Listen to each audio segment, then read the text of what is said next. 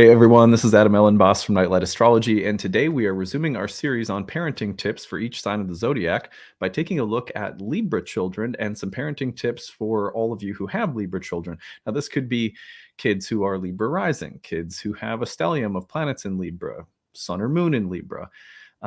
Really, it's just to help you understand that portion of the child psyche that is Libran, or to understand your own better and how you were raised and what kinds of parenting that you received or didn't receive, the kind that was helpful, the kind that wasn't so helpful.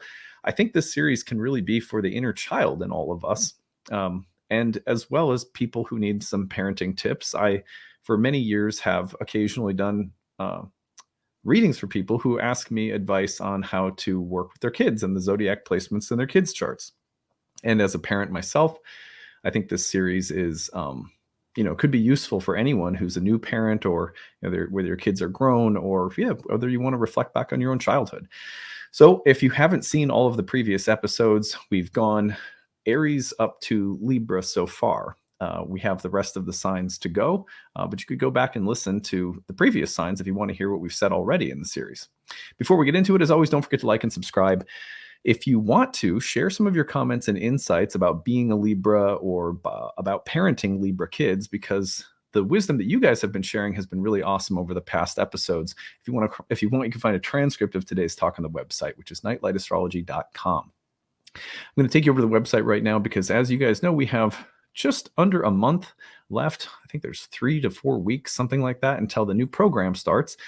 My one-year class in ancient Hellenistic astrology called Ancient Astrology for the Modern Mystic begins on June 11th. If you go to the courses page and click on the first-year course on my website, nightlightastrology.com, and scroll down, you can learn all about it, hear what some of the alumni have had to say. Again, it starts on June 11th, and it goes for almost a whole year. And we have 30 classes broken into units. And in between units, we have tutors that lead breakout study sessions if you would like some help integrating the material you're learning. We also have a forum discussion that's staffed with tutors, so you can ask questions year-round. You can also email me with questions. You get lifetime access to all the recordings. If you can't make it live, you can always participate remotely by watching the recordings. You get to download and keep everything. At the bottom of the page, you will find, in addition to lots of information about the program itself, you will find some options when it comes to tuition.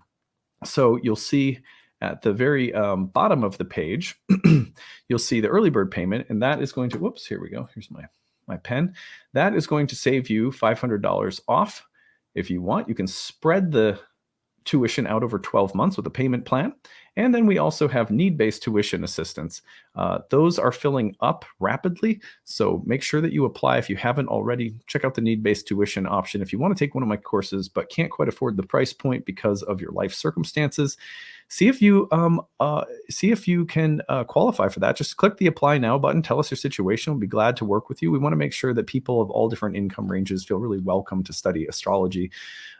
Ancient astrologers said that people who sincerely want to study astrology shouldn't be held back, that there was a lot of talk about making sure it was accessible to people who had a sincere and earnest desire to study. So that's always been part of my mission, and I hope that you'll be able to take advantage of that and come study with us. All right, well, we are going to talk about raising Libra children, or the Libra child within you and how you were raised. 5 parenting tips for Libra kids today.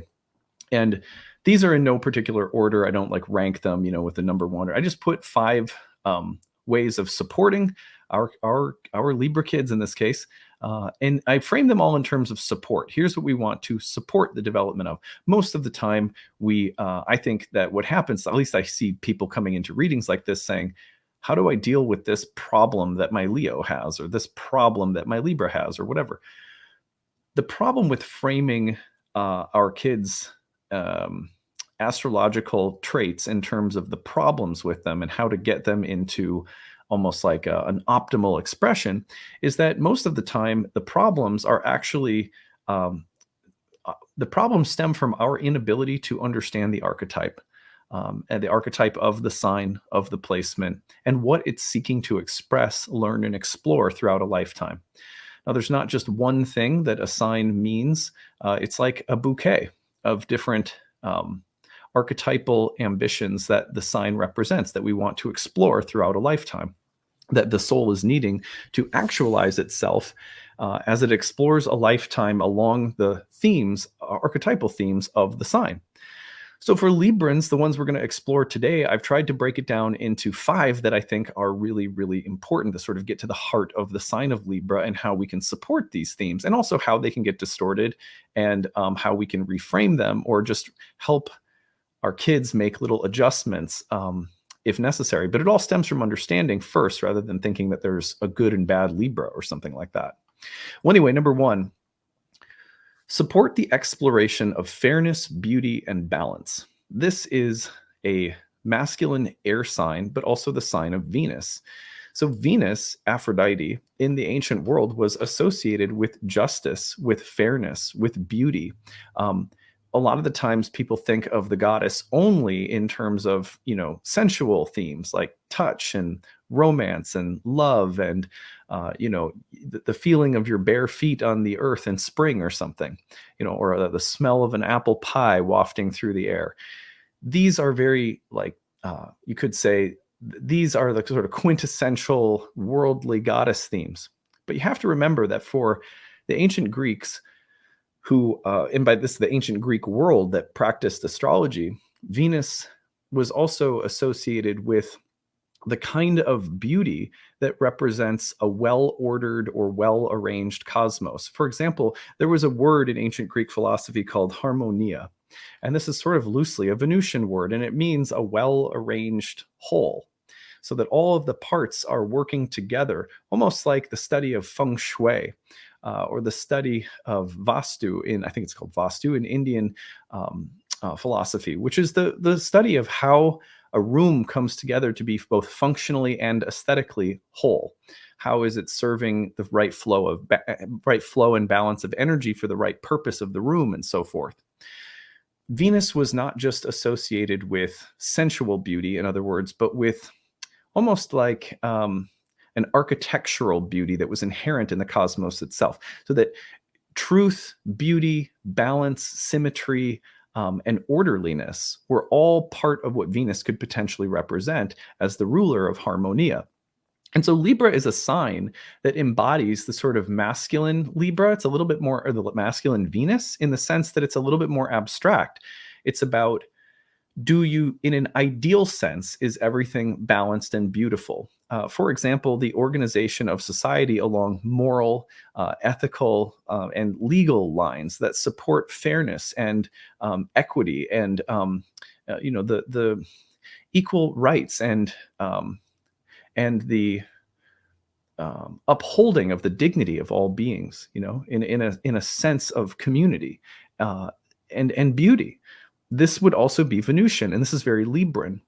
So one of the things that Libran kids are exploring throughout their lifetime is the function and role of order, beauty, balance, symmetry.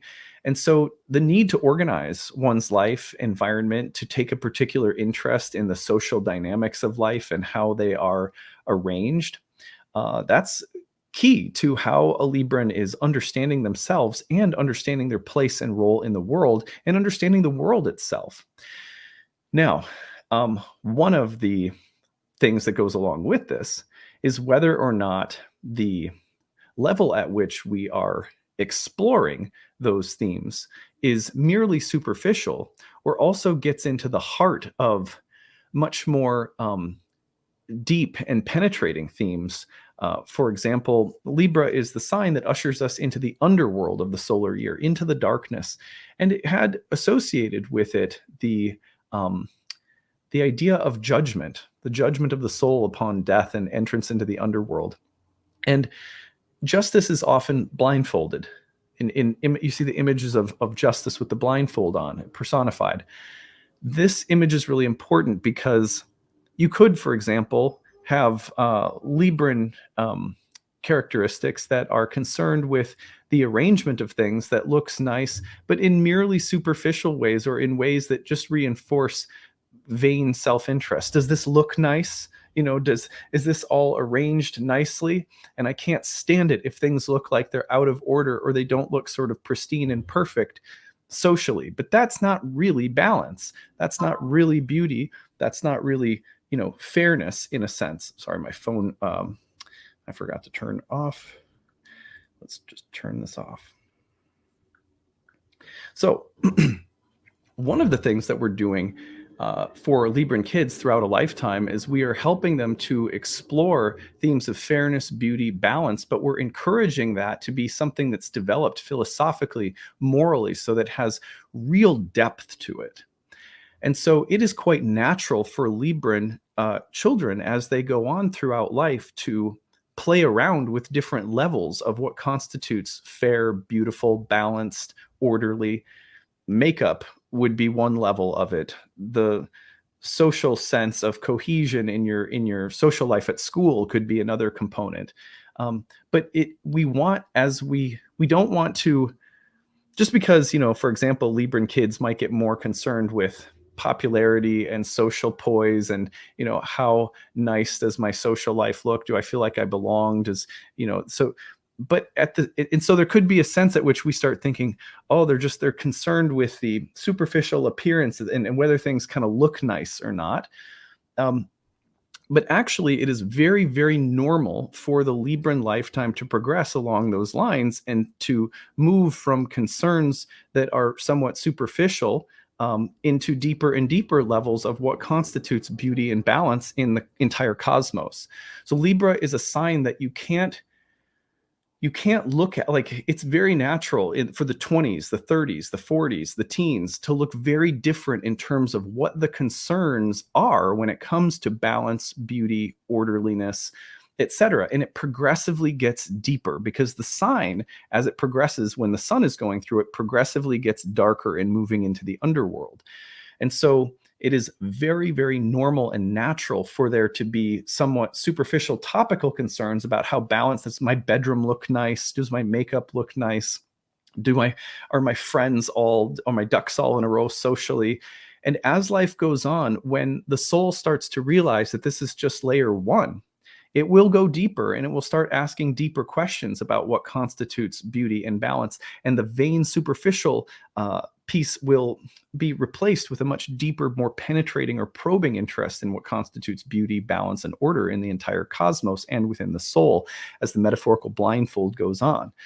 So you have to support that process, and you can't tell a kid that they're superficial for caring about certain things, because it is a progressive incremental pathway. And if you try to force them to be concerned with things that are deeper before they've gotten there on their own, they will then take an interest in things, in deeper things, but still on the same superficial level because they haven't walked down that descending staircase themselves.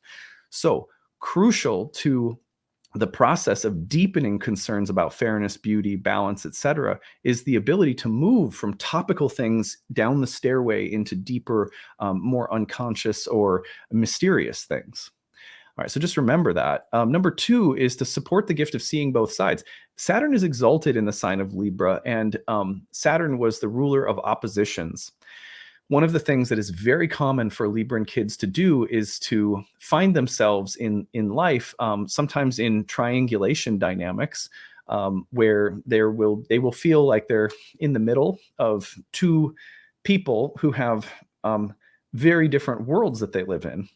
And the Libran will often find themselves inhabiting one world and then inhabiting the other world. For example, it's quite common when Libran kids have parents that go through a divorce that mom and dad's worlds will be very different, and they'll become very good at adjusting and acclimating and harmonizing with each world.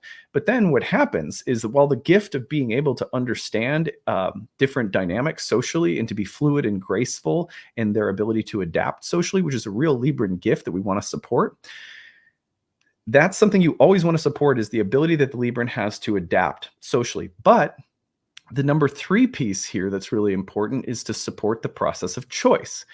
Because one of the things that can happen is if the Libran kids are inhabiting different worlds and adapting socially, there can also start to lack the development of an inner subjective core that's been defined by choices. I don't feel as identified with that world or that space or this environment as I do this one. And so we want to support the gift of adaptability and being able to adjust socially, which is a super amazing gift, and really take note of it and compliment your Libran kids. Wow, it's so amazing how you can adapt yourself from one space to the next and just fluidly harmonize so nicely. But we also want to support, you know what I really liked there? I could tell that you had to make a tough choice to define your own wants and interests, when it might have been easier for you to adapt or harmonize in that situation and just do what you think might have been easier to fit in, or you don't want to ruffle any feathers or whatever. But the ruffling of feathers, so to speak, through the process of choosing based on your own inner sense of orientation. That's the tipping of the scales that can be very uncomfortable for Librans. But and I'm serious, when your Libran kids make a choice that is more about their own subjective needs, wants, and desires rather than harmonization, even if it's a small one, we really need to praise it. Really, like, good job. I know that's tough to make big choices because I know that you're such an adaptable person who is so easy to, it's like you're a musical instrument that can harmonize and just resonate with whatever's in the environment. So supporting the process of choice is a big deal for Libran kids. Number 4 is supporting the acceptance of chaos. One of the things that can be harder for Librans is the presence of chaos, whether that's aesthetically or emotionally or environmentally. And we want to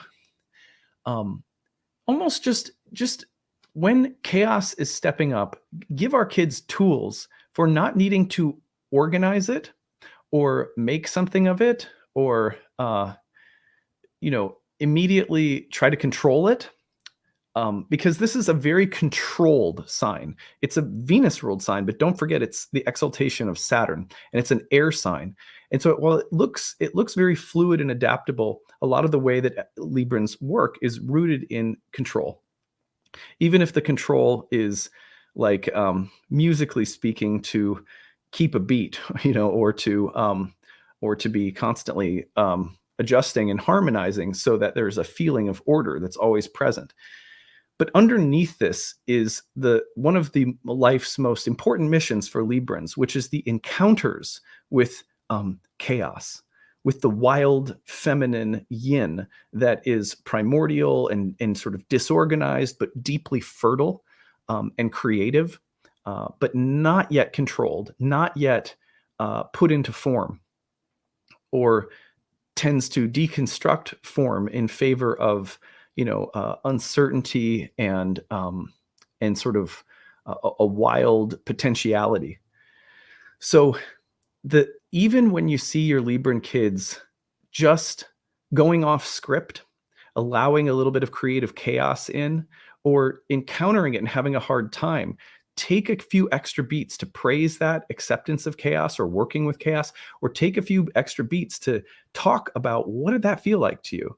It's difficult not to feel like things are orderly, neat, beautiful, controlled, because just helping kids recognize that's the archetype that I work with. And so when it's not present in this maybe more chaotic space is present, that's hard for me.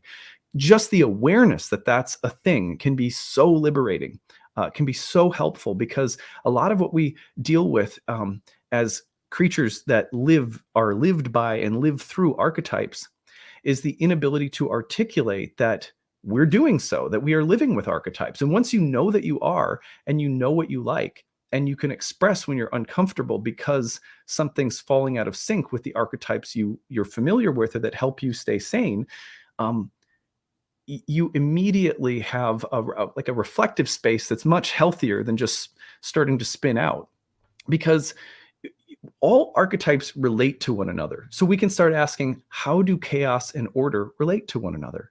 And it turns out that chaos and order are always moving in and out of one another.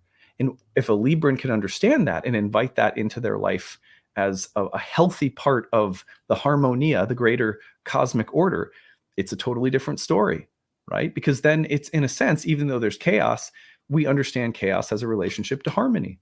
And that, for most Librans, if we can start to work with that, that's doable, right? It's when we see chaos as a threat to order because we're unconscious of what we're working with and what we like and what's uncomfortable for us. That's when it tends to be more problematic.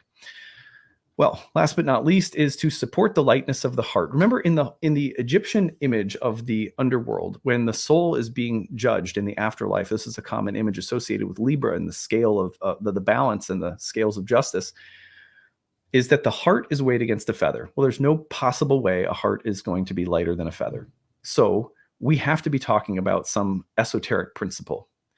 And one of the things that can happen with the Librans is that sense of there being a moral, spiritual, artistic, philosophical order, right? What we want is we want for that order to be a noticed, appreciated part of life, but not one that is more primary and more important than the heart.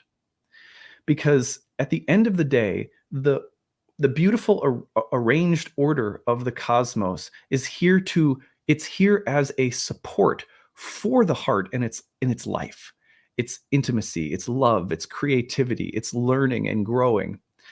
The order supports the heart. The heart does not support or bow down to the order. It's the other way around. And it has to be the other way around. We're putting the cart before the horse. So what we want to teach Librans is that this whole beautiful arrangement is there to facilitate lightheartedness. That with lightheartedness, all of the beauty and order is supporting intimacy, love, laughter, grace, curiosity, and intellectual brilliance. And because all of that is actually coming from the seat of life itself, which is the heart. We want the heart on the scale to be lighter than a feather.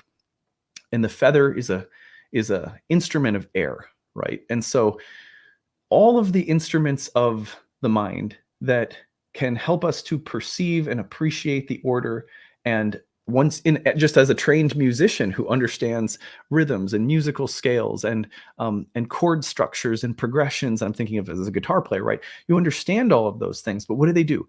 They're not there to inhibit. The music is not subject to those things, right? The music comes through those things, and they are there to support the music, which ultimately always transcends those rules. Those rules are in service to the expression of music itself, which is the soul. Just it's like the soul moving in sound, So the heart is in the soul are beings that are moving through a cosmos that gives form, gives a way for our expression to come through. And we have to make sure that with our Libran kids, we emphasize that and help them see that all of this is to help facilitate. You don't want a party that's so perfect that it leaves no room for the organic emergence of play and fun and intimacy and laughter and performance. You want a party that is well arranged so that it can support the emergence of all of those things and give rise to them and help be conducive to them, right? So ultimately, it's that little orientation that is, you could say, the whole Libran lifetime is about learning over and over again. And we can help facilitate that by emphasizing when there's lightness of heart and when that priority is being hit. Really, really notice that with your Libran kids, so to speak. Now, I say this as someone who grew up with a Jupiter-Saturn conjunction in Libra.